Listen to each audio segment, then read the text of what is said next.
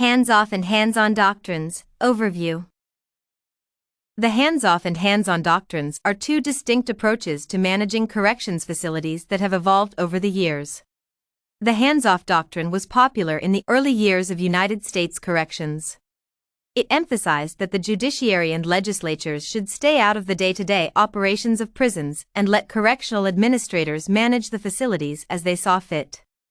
On the other hand, the hands-on doctrine, known as the inmates' rights era, was a reaction to the harsh conditions and abuse prevalent in many correctional facilities in the mid-20th century. Therefore, hands-off and hands-on are integral approaches in advancing correctional centers. The hands-off doctrine. The hands-off doctrine was based on the idea that prisoners were beyond reform and should be treated as evil.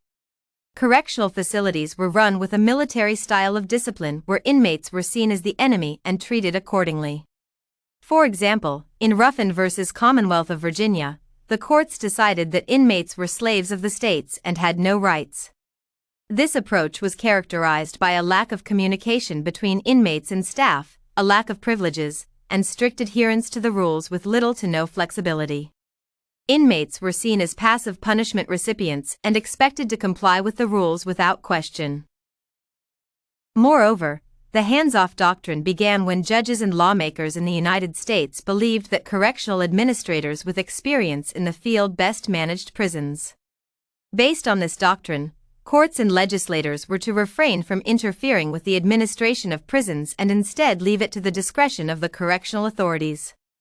This resulted in the absence of oversight and accountability, which enabled correctional agents to operate in secrecy, making it difficult for outside organizations and watchdogs to monitor the treatment of inmates. This lack of oversight and accountability led to widespread abuse, mistreatment, and even death among inmates. The hands-on doctrine.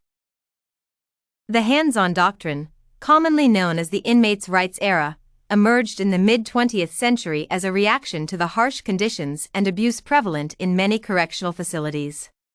This period was characterized by a focus on human rights and respect for the dignity of inmates. Its aims were to create an environment of mutual respect between inmates and staff and offer inmates greater autonomy.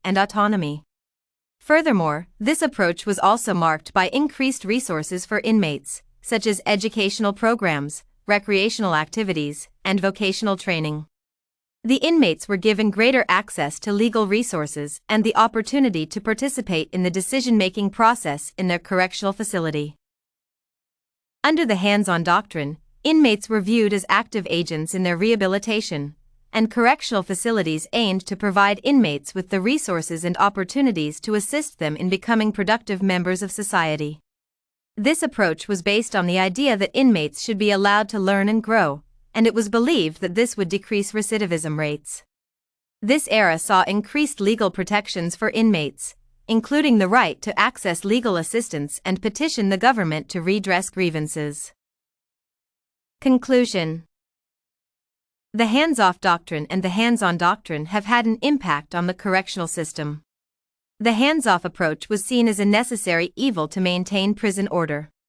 However, it was seen as ineffective in reducing recidivism and facilitating the rehabilitation of inmates. The hands-on approach was seen as a more efficient intervention in offering inmates the resources and opportunities to become productive members of society.